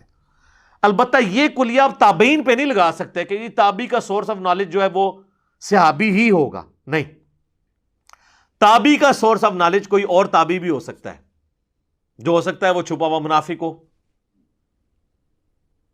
جی، یا شیطان سے اس نے کوئی بات سنی ہو. امام مسلم نے مقدمے میں لکھا نا، عبداللہ ابن مسعود کہتے ہیں بعض اوقات شیطان انسانی شکل میں اتر کے لوگوں میں حدیث بیان کرتا ہے، اور لوگ کہتے ہیں ادھر ایک صاحب آئے تھے وہ حدیث بیان کر رہے تھے لیکن ان کا اتا پتہ کوئی نہیں ہوتا، اور وہ پبلک میں عام ہو جاتی ہے بات اور وہ شیطان پھیلا کے چلا جاتا ہے. یہ جو آج کل کہتے ہیں جی ساڑیاں بھی ایسا حدیثاں گم گیا نے، اللہ کا شکر ہے گم گیا نے، جو کتابیں چاہیے تھے آج تمہیں کیویں دستے سی. ٹھیک ہے نا. تو اسی لیے تو محدثین نے اتنی محنت کی ہے کہ بھائی سند بیان کرنی ہے آپ نے. یار وہ مسلم کا مقدمہ ہے نا، جو یقین کریں آپ کو ٹائم گزرنے کا نہیں پتہ چلے گا، جو میں نے وہ پورا کور کیا ہے اسی ٹاپک کے اوپر کہ امام مسلم نے کس طرح نٹی گریٹیز تک اس ایشو کے اوپر ریزالو کی ہے، حجیت حدیث کے حوالے سے، اور حدیث میں جس طریقے سے لوگوں نے ملاوٹ کرنے کی کوشش کی اور جو کچھ پرابلمز کھڑے ہوئے. اچھا، اب اسی طریقے سے کسی تابعی کا جو قول ہے، اس کا قول، یہ تو میں نے آپ کو فعل بتایا تھے نا تابعین کے کہ رخساروں کے بال اتارنا. تابعی کا قول اس طریقے سے بھی امام بخاری نے بھی لیا ہے صحیح بخاری کے اندر. امام بخاری نے چیپٹر کی ہیڈنگ کے اندر لیا ہے کہ حضرت امام محمد باقر جو زین العابدین کے بیٹے تھے اور امام حسین کے پوتے، وہ فرض نماز کے علاوہ بھی جو سنتیں اور نوافل ہیں نا، اس کے بعد بھی نا ایام تشریق میں نا پڑھا کرتے تھے، تکبیرات بلند کیا کرتے تھے، اللہ اکبر اللہ اکبر، لا الہ الا اللہ واللہ اکبر، اللہ اکبر وللہ الحمد، یا اللہ اکبر کبیرہ والحمد للہ کثیرہ، کوئی بھی تسبیحات مختلف ہیں۔ تو اب امام بخاری اس چیز کو حجت کے طور پر لے کے آ رہے ہیں کہ امام باقر جو کہ ایک تابعی ہیں، کیونکہ جابر بن عبداللہ سے انہوں نے کئی حدیثیں روایت کی ہیں، صحیح مسلم میں موجود ہے، تو تابعی کا عمل امام بخاری دلیل کے طور پر لے رہے ہیں کہ وہ تو نوافل کے بعد بھی، سنتوں کے بعد بھی تکبیرات بلند کرتے تھے۔ ایک تو وہ ہے نا جو المصنف ابن ابی شیبہ میں مولا علی سے ہے کہ آپ نے جو ہے وہ ہر فرض نماز کے بعد تکبیرات کو بلند کرنا ہے ان ایام تشریق کے اندر، اور بلکہ حج کے دن سے شروع کر دینا ہے، 9 ذی الحجہ کی فجر سے لے کر 13 کی عصر تک، اور یہاں پہ جو ہے نا وہ مقطوع روایت بھی لے آئے ہیں۔ تو یعنی محدثین کے ہاں ان چیزوں کو اس طریقے سے مانا جاتا ہے۔ اچھا، اسی طریقے سے موقوف حدیث میں وصفی حدیث کی بھی آپ کو مثال دے دیتے ہیں۔ امام ابو اسحاق کے بارے میں آتا ہے مصنف عبد الرزاق کے اندر، وہ کہتے ہیں میں نے حضرت علی کی زیارت کی ہوئی ہے، ممبر پہ جب وہ چڑھے تھے میں نے ان کو دیکھا کہ ان کے سر اور داڑھی کے بال سفید تھے۔ اب یہ بات انہوں نے روایت کر کے یہ مسئلہ حل کر دیا کہ سفید داڑھی رکھنا بھی جائز ہے، کیونکہ بخاری مسلم میں حدیث ہے نا، یہود و نصارہ کی مخالفت کرو، وہ داڑھی نہیں رنگتے تم رنگو، تو اس حدیث کا فہم پھر اب یہ لیا جائے گا کہ وہ افضلیت والا معاملہ ہے، ورنہ اگر کوئی داڑھی نہیں رنگتا تو یہ بھی جائز ہے۔ کئی صحابہ کی داڑیاں ہیں وہ نہیں رنگتے تھے، اور بعض اوقات یہ چیز ضروری ہو جاتی ہے کہ نہ رنگا جائے، کیونکہ اس سے کئی ایک فتنے کھڑے ہونے شروع ہو جاتے ہیں، وہ باتیں میں یہاں پہ کرنا نہیں چاہتا۔ تو اب یہ جو حدیث موقوف ہے اور وصفی حدیث ہے مولا علی کے بارے میں، یہ یعنی حجت کے طور پر پیش کی جاتی ہے، اور اس کو پھر ایکسیپٹ کیا جاتا ہے کہ اچھا یار تو دین کا یہ والا ایشو اس حوالے سے ریزالو ہوگا۔ اس قسم کی کئی ایک مثالیں پیش کی جا سکتی ہیں۔ اور یہ جو ہم نے بات جہاں سے سٹارٹ کی تھی، صحیح بخاری کا جو قول سوال میں انہوں نے پوچھا تھا 1390 کہ ولید بن عبد الملک کے دور کے اندر، یعنی آلموسٹ آپ سمجھ لیں 63 ایئرز کے بعد سیدنا عمر کی شہادت کے، یہ آلموسٹ 87 ہجری کا واقعہ ہے، حجرہ عائشہ کی دیوار گر گئی، تو پھر وہ کنسٹرکشن کے دوران قبر میں سے ایک پاؤں نکل آیا، ظاہر ہے کہ اس کو نئی ایک کر رہے تھے، وہ بنیادیں نیچے سے کھڑی کرنے کی کوشش کر رہے تھے، تو اس دوران ایک پاؤں نکل آیا۔ وہ اس وقت تو مزار تو نہیں بنے ہوئے تھے نا، سادہ قبریں تھیں، تو لوگ پریشان ہو گئے، تو عروہ بن زبیر کو بلایا گیا جو سیدہ عائشہ کے بھانجے تھے اور اشرم وشرہ کے بیٹے ہیں، لیکن ہے تابعی ہیں، حضرت زبیر کے بیٹے ہیں۔ تو وہ چونکہ فریکوینٹلی حجرہ عائشہ میں جاتے تھے، انہیں قبروں کی لوکیشن پتہ تھی، انہوں نے جب پاؤں دیکھا نا، انہوں نے کہا یہ نبی علیہ السلام کا پاؤں نہیں ہے، یہ حضرت عمر کا پاؤں ہے۔ تو وہ پھر پاؤں اندر کر کے تو وہ قبر دوبارہ بنا دی گئی۔ اگر وہ دنیاوی زندگی ہوتی تو حضرت عمر خود ہی پاؤں اندر کر لیتے۔ ظاہر ہے اتنی دنیا اکٹھی ہوئی ہے، پریشان ہے پاؤں دیکھ کے، تو میں یعنی ایک جو بندہ زندہ بھی بیٹھا ہوا اپنا پاؤں پھیلایا، لوگ اکٹھے ہوں تو وہ بھی بیچارہ پاؤں اکٹھا کر لے گا، یار کہ میرے پیر پہ تماشا لگایا۔ تو وہ آخرت کی زندگی ہے، وہ دنیا کی زندگی ہے ہی نہیں ہے۔ اچھا، اب یہ حدیث جو ہے نا، آپ دیکھیں اس میں یہ حدیث اس کو اس لیے محدثین نے لیا ہے کہ یہ سیدنا عمر کا ایک وصف بیان ہوا ہے ان کی وفات کے 63 سال کے بعد، ان کی شہادت کے، اور یہ حدیث سے مقطوع بھی بن جاتی ہے کہ عروہ بن زبیر تابعی ہیں، وہ بیان کر رہے ہیں، اسی لیے اس کو صحیح بخاری میں 1390 نمبر حدیث دیا گیا۔ 1390 نمبر حدیث پہ ایک اور تابعی ہے سفیان تمار، ان کا قول لکھا ہے کہ وہ کہتے ہیں میں نے نبی علیہ السلام، ابو بکر اور عمر کی قبریں دیکھی ہیں، وہ اونٹ کی کوہان کی طرح ہے، یعنی ایک بالشت، اس سے زیادہ اونچی نہیں ہے۔ اب اس میں تو نبی علیہ السلام کا کوئی فرمان نہیں ہے، نہ حضرت ابو بکر کا کوئی فرمان ہے، یہ تو وہ تابعی کا فرمان ہے، لیکن وہ وصف بیان کر رہا ہے صحابہ کی قبروں اور نبی علیہ السلام کی مبارک قبر کا، اور بیان کرنے والا کون ہے؟ تابعی ہے۔ تو ہم یہ کہیں گے حدیث مقطوع بھی ہے یہ، اور حدیث موقوف وصفی بھی ہے کہ ایک صحابی کی قبر کی وصف بیان کر رہا ہے۔ تو یہ میں نے آپ کو کئی ایک مثالیں دی تاکہ آپ کو اس حوالے سے چیزیں سمجھ آ جائیں۔ اب میں اس گفتگو کو کنکلوڈ کرتا ہوں صحیح بخاری کی حدیث کے اوپر۔ انٹرنیشنل نمبر کے مطابق 3748، اور یہ حدیث ترمذی کے اندر بھی موجود ہے، لیکن بخاری میں آ گئی تو ترمذی کی تو حاجت نہیں رہتی۔ اس حدیث کے الفاظ ہیں کہ جب سیدنا حسین ابن علی کا سر کاٹ کر ایک تشت میں رکھ کر یزید کے گورنر عبید اللہ ابن زیاد کے سامنے دربار میں پیش کیا گیا، والعیاذ باللہ تعالی، ان لوگوں پہ اللہ کی لعنت ہو، اللہ کے فرشتوں کی لعنت، تمام لعنت کرنے والوں کی لعنت جنہوں نے حسین ابن علی کو اس طریقے سے ظلماً شہید کیا، آمین ثم آمین۔ تو وہ چھڑی کے ساتھ ان کے سر مبارک کو کریدنے لگا تو انس ابن مالک وہاں موجود تھے، تو انہوں نے فرمایا کہ حسین ابن علی سب سے زیادہ رسول اللہ کے ہم شکل تھے صلی اللہ علیہ وآلہ وسلم، اور راوی حدیث کہتے ہیں اس وقت حسین ابن علی کی داڑھی اور سر کے بالوں میں وسمے کا خضاب لگا ہوا تھا۔ وسمہ ایک بوٹی ہے جو کالا کرنے کے لیے استعمال ہوتی ہے، اس لیے ہم کالے خضاب کو بھی جائز سمجھتے ہیں، اس پہ الگ سے میری ویڈیوز ریکارڈڈ موجود ہیں۔ تو اب یہ حدیث آپ دیکھیں، یہ ایسی حدیث ہے، یہ میں نے آخر میں اس لیے رکھی کہ اس حدیث میں آپ کو کئی ایک چیزیں پتہ چلیں گی کہ یہ کئی ایک احادیث کا مجموعہ ہے۔ یعنی میں اگر آپ کے سامنے رکھوں کہ یہ حدیث کی کون سی قسم ہے، تو یہ حدیث مرفوع بھی ہے۔ کس طرح کہ انہوں نے کہا رسول اللہ کے ہم شکل تھے حضرت حسین علیہ السلام، تو مرفوع ہوئی اور وصفی ہوئی، یعنی نبی علیہ السلام کا وصف بیان ہوا، اس اعتبار سے مرفوع ہے، اور موقوف اس حوالے سے ہے کہ حسین ابن علی کا ذکر ہو رہا ہے، وہ صحابی ہیں اور بیان کرنے والے بھی صحابی ہیں۔ موقوف بھی ہے اور موقوف وصفی بھی ہے کہ حضرت حسین کا وصف بیان ہوا ہے، اور موقوف قولی بھی ہے کہ انس ابن مالک کا اپنا قول بھی ہے۔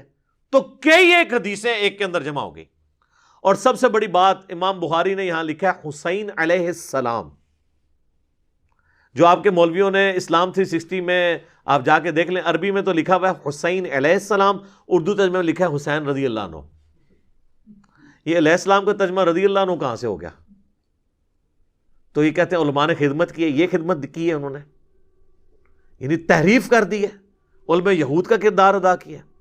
ہمیں لوگ پھر کہہ رہے ہوتے ہیں جی وہ ہم نے 3748 کھولی حدیث بخاری کی، علیہ السلام نہیں ملا، کتوں ملنا ہے، مولوی بڑے ہے۔ بھائی اس کو برا نہیں ماننا، ایک مثال کے طور پہ اگر کوئی کنواں ناپاک ہو جائے نا تو صرف وہاں سے 20 ڈول نہیں نکالنے ہوتے، جو کتا گرا ہوا ہوتا ہے نا اس کو بھی نکال کے باہر پھینکنا ہوتا ہے، پھر 20 ڈول نکالنے سے وہ کنواں پاک ہوتا ہے۔ اگر کتا بیچ میں ہی رہے تو آپ 200 ڈول بھی نکالیں، وہ بدبو تو نہیں مرے گی۔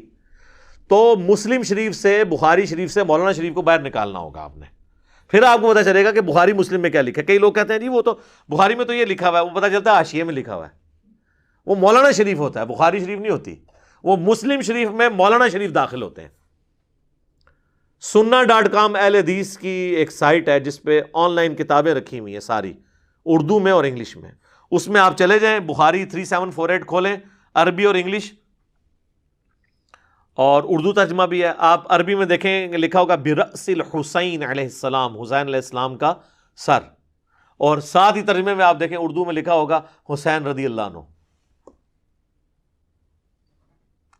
تو پھر جب ہم علیہ السلام کہتے ہیں یہ تو پیغمبروں والا ہے، ٹھیک ہے، تو پھر ہم ان سے یہ ریکویسٹ کریں گے کہ آپ کتابوں کے دین کو فالو کریں، اور علیہ السلام کے اوپر میرے الگ سے کلپ ریکارڈڈ موجود ہے جس میں نے کئی ایک دلائل دیے ہیں علیہ السلام کے حوالے سے۔ ہم آپس میں تو ایک دوسرے کو علیہ السلام ہی کہتے ہیں، السلام علیکم، نماز میں خود اپنے آپ کو علیہ السلام کہتے ہیں، السلام علینا وعلی عباد اللہ الصالحین، اپنے مرے ہوئوں کو سلام ہی کہتے ہیں جا کے قبرستان کے اوپر، اور قبر رسول پہ کیا عرض کرتے ہیں، السلام علیکہ یا رسول اللہ، پھر کیا رضی اللہ عنہ یا ابا بکر، یا السلام علیکہ یا ابا بکر، السلام علیکہ یا ابا بکر، السلام علیکہ یا عمر۔ جو صحابہ کا عمل ہے، مصنف ابن ابی شیبہ میں، سنن الکبریٰ البیہقی کے اندر، الموطا امام مالک میں، فضل الصلاۃ علی النبی میں، 4 کتابوں میں یہ عبداللہ بن عمر کا عمل موجود ہے کہ وہ اس طریقے سے سلام عرض کیا کرتے تھے روضہ شریف پہ حاضر ہو کے۔ تو یہ میں اس پوری گفتگو کو سمیٹتا ہوں کہ حدیث کا ورڈ قرآن کے لیے بھی یوز ہوا ہے، حدیث کا ورڈ نبی علیہ السلام کے فرامین کے لیے یوز ہوا ہے، حدیث کا ورڈ صحابہ کے فرامین کے لیے یوز ہوا ہے، حدیث کا ورڈ جو ہے وہ تابعین اور تبع تابعین کے فرامین کے لیے بھی یوز ہوا ہے، اور صرف فرامین نہیں، ان کے اقوال نہیں بلکہ ان کے اعمال اور افعال کے لیے بھی، اور ان کے سامنے کوئی عمل ہوا اور انہوں نے اس پہ ناراضگی کا اظہار نہیں کیا اس کے لیے بھی، اور ان کے بارے میں بھی، ان کے وصف کے بیان کے اعتبار سے بھی۔ تو تین مین کیٹیگری ہوگی، حدیث مرفوع نبی علیہ السلام، حدیث موقوف صحابہ کرام، اور حدیث مقطوع تابعین اور تبع تابعین۔ اور پھر ہر کیٹیگری کے اندر چار چار اقسام ہیں، یا تو وہ نبی علیہ السلام کا فرمان ہوگا، یا آپ کا عمل ہوگا، یا آپ کے سامنے کوئی عمل ہوا اور آپ خاموش رہے، اور یا آپ کا کوئی وصف بیان ہو رہا ہوگا۔ حدیث قولی، حدیث فعلی، حدیث تقریری اور حدیث وصفی۔ اور سیم چیز یہ صحابہ اور تابعین کے بارے میں بھی، اور خصوصاً خلفائے راشدین کے بارے میں۔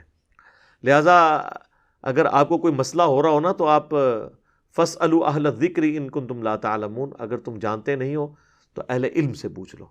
کیونکہ ہم یہ زیادہ مسئلہ کھڑا ہوا جب ہمارے کربلا والے ریسرچ پیپر کے اندر بھی نا وہ کہتے ہیں یہ تاریخی واقعات ہیں جو آپ اس میں جمع کر رہے ہیں، تو یہ مسلم شریف جو ہے وہ کوئی تاریخ کی کتاب تو نہیں، حدیث کی کتاب ہے، اور تاریخ بیان کرتی ہے۔ اس اعتبار سے تو قرآن میں بھی تاریخ بیان ہوئی ہے۔ حضرت یوسف علیہ السلام کی پوری بایوگرافی کیا ہے؟ حضرت یوسف کی تاریخ ہے۔ ایک سوال ہوا تھا کہ حضرت یوسف علیہ السلام کے آباء و اجداد کا تو مسکن تھا شام، یہ بنی اسرائیل جو ہیں وہ مصر میں کیسے پہنچ گئے؟ تو اس کے جواب میں پورے سورہ یوسف نازل ہوئی کہ اس طرح وہ پہنچے تھے۔ تو تاریخ بیان ہوئی۔ حضرت موسیٰ علیہ السلام کی تو اتنی ڈیٹیل تاریخ بیان ہوئی ہے، کتنے واقعات بیان ہوئے ہیں۔ تو اس طرح احادیث کے اندر بھی تاریخ، نبی علیہ السلام کے مبارک زمانے کی تاریخ، صحابہ کے زمانے کی تاریخ، ایون تابعین کے زمانے میں بھی جو تاریخ ہے وہ بیان کی ہے، اور انہی اسناد کے ساتھ بیان ہوئی ہے۔ اب چونکہ اسناد وہی ہے تو اس پہ حدیث کا ورڈ ہی بولا جائے گا، اسے آپ یہ تاریخ نہیں کہیں گے، اور محدثین اسے حدیث ہی شمار کرتے ہیں، اور اس کی نمبرنگ حدیث کے اوپر ہی ہوتی ہے۔ مثلا یہ جو صحیح مسلم کی حدیث ہے 4776 کہ عبد الرحمن بن عبد رب کعبہ تابعی جو ہیں وہ خانہ کعبہ شریف کے صحن میں داخل ہوتے ہیں، اور وہ دیکھتے ہیں کہ عبداللہ بن عمر بن عاص خانہ کعبہ کے سائے میں بیٹھے ہوتے ہیں اور اپنے ساتھیوں سے احادیث بیان کر رہے ہوتے ہیں۔ وہ بھی جا کے بیٹھ جاتے ہیں تابعی، تو وہ حدیث بیان کرتے ہیں اطاعت امیر کے اوپر، کہ نبی علیہ السلام نے ہمیں اس کی تلقین کی تھی کہ اپنے امیر کی اطاعت کرنی ہے ہر حال میں۔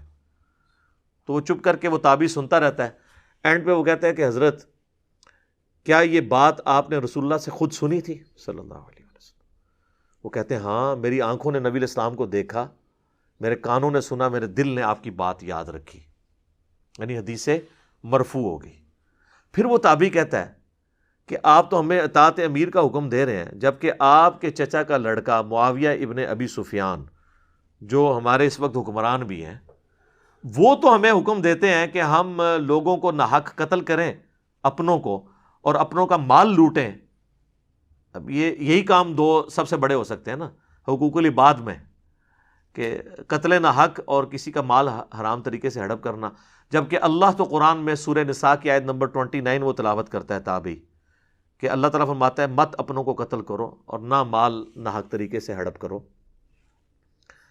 تو اب عبداللہ بن عمر بن عاص جو ہے نا اس بات کو سن کے نا خاموش ہو جاتے ہیں تھوڑی دیر کے لیے، پھر وہ سر اٹھا کے کہتے ہیں کہ معاویہ کی اطاعت کرو ان کاموں میں جس میں وہ اللہ کے حکم کے مطابق حکم دے، اور جس میں وہ اللہ کی نافرمانی کا کہیں تم معاویہ کی نافرمانی کرو۔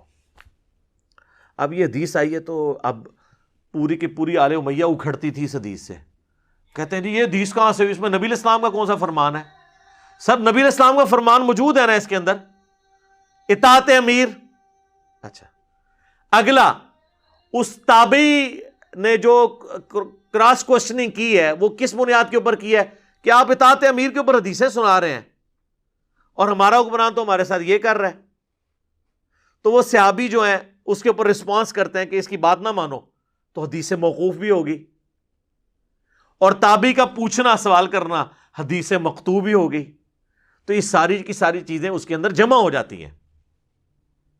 لہذا احادیث کے اندر صرف سنگل آؤٹ کوئی ایک فرمان نہیں ہوتا، بلکہ وہ پورے واقعے کو سمویا ہوتا ہے. اسی طریقے سے صحیح بخاری میں آتا ہے، وہ بھی ہم نے اپنے پمفلٹ میں ڈالی ہے. جنگ جمل کے لیے جب سیدہ عائشہ جو ہے وہ بصرہ کی طرف روانہ ہوتی ہیں تو حضرت عمار ابن یاسر کو مولا علی بھیجتے ہیں اپنے بیٹے حسن ابن علی کے ساتھ. تو بخاری کے الفاظ ہیں، وہ کوفے کے ممبر پہ چڑھتے ہیں اور احترام دیکھیں، حضرت حسن جو ان کے پوتوں کی عمر کے ہیں، کیونکہ آلموسٹ 90 ایئرز ایج ہو چکی تھی عمار ابن یاسر کی. تو حسن ابن علی تو راؤنڈ اباؤٹ اس وقت آپ سمجھ لیں ان کی عمر بڑی مشکل سے جو ہے وہ 35 کے قریب ہوگی. تو حسن ابن علی کو وہ ممبر کے اوپر والے حصے پہ بٹھاتے ہیں اور خود نیچے کھڑے ہو کے خطبہ دیتے ہیں. بخاری کے الفاظ ہیں، عمار ابن یاسر کہتے ہیں کہ دیکھو لوگوں، سیدہ عائشہ جو ہیں وہ بصرہ سے روانہ ہو چکی ہیں، وہ دنیا اور آخرت میں تمہارے نبی کی بیوی ہے. اللہ اکبر، احترام نہیں کام کیا. لیکن اللہ نے تمہیں آزمائش میں ڈالا ہے کہ تم اللہ کی اطاعت کرتے ہو یا عائشہ کی اطاعت کرتے ہو، کیونکہ امیر المومنین کا حکم ماننا اللہ کی اطاعت ہے. یا ایھا الذین آمنوا اطیعوا اللہ و اطیعوا الرسول و اولی الامر منکم.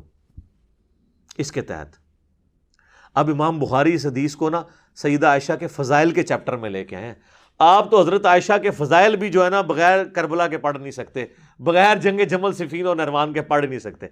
اب یہ لوگ ہوتے ہیں نا ناسبی، تو یہ امام بخاری کو مشورہ دیتے ہیں کہ حضرت اتنی لمبی حدیث کیا لکھنے کی ضرورت ہے، آپ بس اتنا لکھ لیں کہ عمار ابن یاسر نے خطبہ دیا اور انہوں نے فرمایا کہ عائشہ دنیا اور آخرت میں تمہارے نبی کی بیوی ہے، تو ان کا مسئلہ بھی حل ہو جاتا. لیکن یہ اس صورت میں ہوتا جب آپ امام بخاری کو ریال لگاتے اور وہ ریال خور بھی ہوتے. آپ کے لگانے سے بھی انہوں نے ریال خور نہیں ہونا تھا. تو اب وہ کہتے ہیں یار یہ حدیثیں جو بیان کر رہے ہیں، او بھائی آپ بھی جتنی حدیثیں بیان کر رہے ہو نا، تاریخ اس کے اندر گوندھی ہوئی ہے. اور حدیث تو چھوڑ دیں، قرآن کے اندر تاریخ گوندھی ہوئی ہے. بات ہے سند کی. ہم جو تاریخ کو کنڈیم کر رہے ہوتے ہیں وہ اس تاریخ کو کر رہے ہوتے ہیں جو بغیر سند کے آ رہی ہو. تاریخ کا انکار تو کفر ہو سکتا ہے اگر وہ تاریخ قرآن کے اندر اور متواتر احادیث کے اندر آئی ہے. تاریخ قرآن و حدیث کی طرح حجت ہے، کیونکہ قرآن و حدیث ہی تاریخ بیان کرتا ہے نا. تو وہ کہتے ہیں جی وہ اس میں تو حدیث ہی کوئی نہیں ہے. اب اس میں حدیث ہو گئی نا اس اعتبار سے کہ حدیث سے موقوف ہوگی. سیدہ عائشہ کے بارے میں عمار ابن یاسر کہہ رہے ہیں وہ دنیا اور آخرت میں رسول اللہ کی بیوی ہیں. انہوں نے یہ نہیں کہا کہ میں نے نبی علیہ السلام سے سنا ہے، یہ مرفوع حدیث پھر بھی نہیں ہے. ہم حضرت عائشہ کو دنیا اور آخرت میں حضور کی بیوی مان رہے ہیں عمار ابن یاسر کے کہنے پہ کہ یقیناً یہ غیبی خبر رسول اللہ سے ان کو پتہ چلی ہوگی، نہ بھی وہ کہیں. ٹھیک ہے. اور پھر صرف اس کو نہیں ماننا، پھر وہ حدیث موقوف کا وہ حصہ بھی ماننا ہے کہ اللہ نے تمہیں آزمائش میں ڈالا ہے کہ تم نے عائشہ کی اطاعت کرنی ہے یا اللہ کی اطاعت کرنی ہے. تو یہ جتنی بھی احادیث ہیں آپ یہ دیکھیں، موقوف، مقطوع، مرفوع، یہ گندی ہوئی ہوتی ہیں ایک دوسرے کے اندر. بخاری مسلم میں یہ جو حدیث ہے جو بخاری میں 2812 ہے، عبداللہ بن عباس کا بیٹا علی، ان کے بیٹے کا نام بھی علی ہے. عبداللہ ابن عباس اپنے ایک شاگرد کو، اپنے بیٹے کو، دونوں کو بھیجتے ہیں اور کہتے ہیں جاؤ ابو سعید خدری کے پاس جا کے نا ان سے حدیث سنو ان کی. تو یہ تو اس کو تاریخ ہی مانیں گے. عبداللہ ابن عباس کہہ رہے ہیں حدیث سنو جا کے. اچھا، اب ابو سعید خدری تو 7 صحابہ میں سے ہیں جنہوں نے سب سے زیادہ حدیثیں روایت کی ہیں. حضرت ابو ہریرہ، عبداللہ بن عمر، انس بن مالک، اما عائشہ، جابر بن عبداللہ، عبداللہ بن عباس اور ابو سعید خدری، یہ 7 صحابہ ہیں جنہوں نے سب سے زیادہ حدیثیں روایت کی ہیں. ان میں سے ابو سعید خدری ہیں. اور عبداللہ بن عباس اپنے بیٹے کو ایک تابعی کے ساتھ بھیج رہے ہیں، وہ بیٹا بھی تابعی ہے، کہ جاؤ ابو سعید خدری سے حدیث سنو. بھئی بتانا تو چاہیے تھا کون سی حدیث. یا تو وہ کہتے ہیں نا کہ وہ حدیثیں جو بیان کرنا منع ہے، یا وہ حدیثیں جس سے مخالفین کو سپورٹ ہوتی ہے. انہوں نے مطلق کہا کہ جا کے حدیث سنو. اور ادھر ابو سعید خدری جو ہے وہ اپنے باغ میں جو ہے وہ کر رہے تھے، پانی لگا رہے تھے پودوں کو. تو انہوں نے کہا ہم آپ سے آپ کی حدیث سننے آئے ہیں. آپ ابو سعید خدری کو تو بے شمار حدیثیں یاد ہیں. کوئی یہ نہیں ہے کہ وہ ٹیکسٹ میسج یا واٹس ایپ کر دیا تھا عبداللہ بن عباس نے کہ اہل ہی سنانی چاہیے. کچھ بھی نہیں تھا. وہ بھی تیار بیٹھے تھے. ان کا بیٹا بیٹھو میں تمہیں حدیث سناتا ہوں اپنی. منو تے ہزاراں حدیثاں یاد نے, انہاں کہ حدیث جیڑی سنانی ہے وہ ہے جیڑی منع ہو جانی بعد وچ, تے انجینئر صاحب نے سنا کے گالاں کھاڑیاں نے. تو وہ کہتے ہیں کہ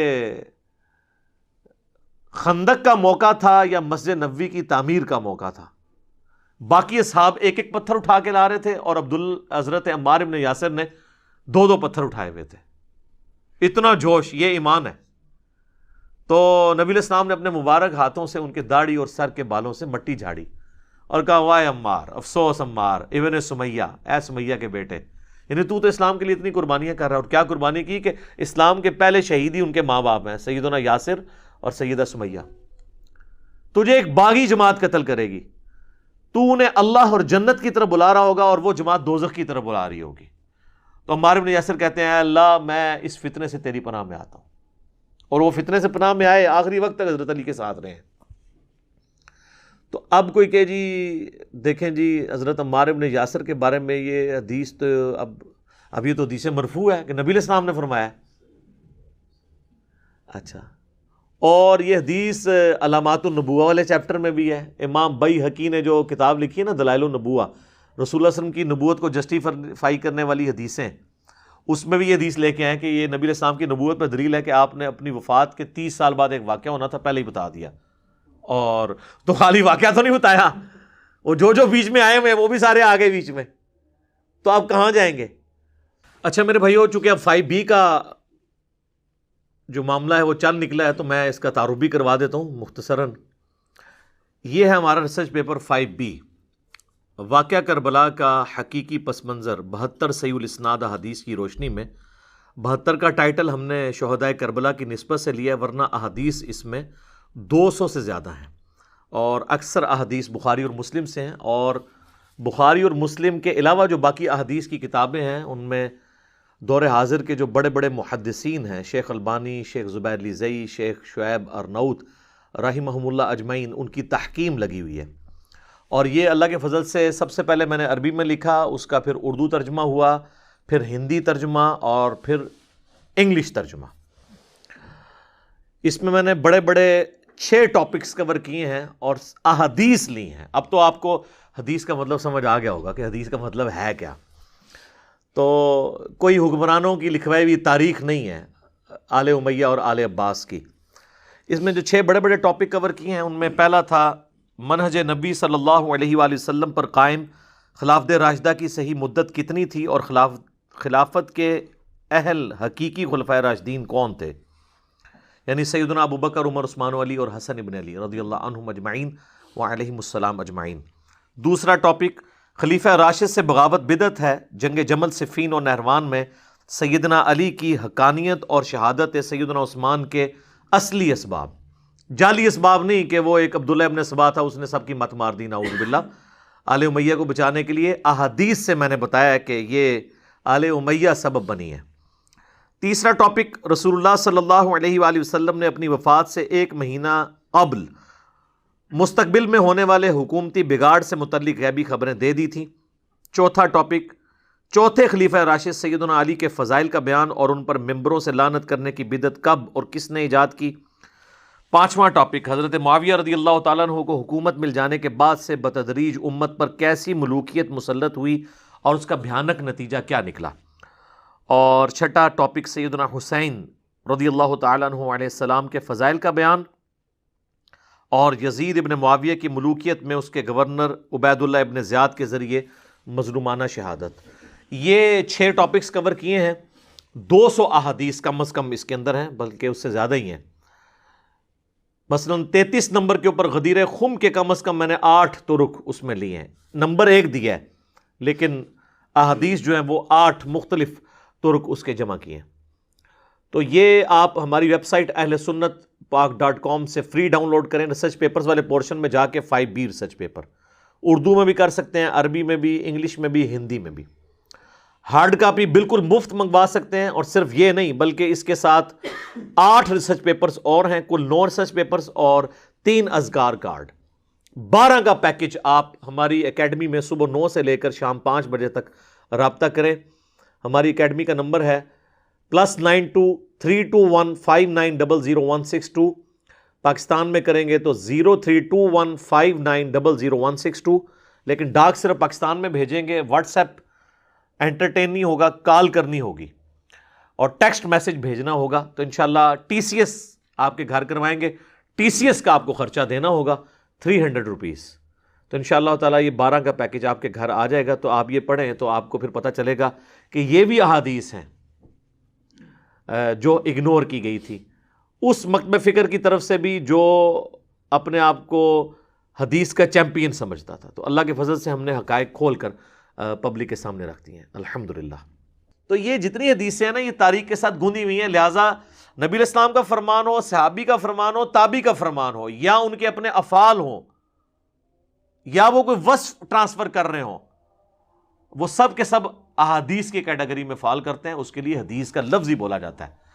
تو میرا خیال ہے اب آندہ انشاءاللہ کوئی پوچھے گا نہیں کہ یہ حدیث نمبر اس کو کیوں لکھا ہوا ہے. میں نے حدیث کا بتا دیا. اور اب آپ اپنے علماء سے پوچھیں کہ وہ بیچارے خود کہاں علم حدیث حاصل کرتے رہے, اور آپ کو انہوں نے کیوں نہیں یہ بات بتائی. آپ تو پہلی بار سن رہے ہیں کہ یہ ساری چیزیں احادیث کی کیٹیگری میں فال کرتے ہیں. آپ کی قسمت اچھی ہے کہ اذانیں شروع ہو گئی ہیں, ورنہ تو میں پھر پورا 5B تواڈے کو لگا دینا سی کربلا والا ریسرچ پیپر. تو اللہ تعالیٰ سے دعا ہے کہ جو حق بات میں نے کہی اللہ تعالیٰ ہمارے دلوں میں راسخ فرمائے. اگر جس بات میں میرے منہ سے کوئی غلط بات نکل گئی تو اللہ تعالیٰ ہمارے دلوں سے اسے دھو دے, ہمیں معاف بھی فرما دے, ہمیں کتاب و سنت کی تعلیمات پر عمل کر کے دوسرے بھائیوں تک پہنچانے کی توفیق عطا فرمائے. سبحانک اللہم و بحمدک اشہد ان لا الہ الا انت استغفرک و اتوب الیک وما علینا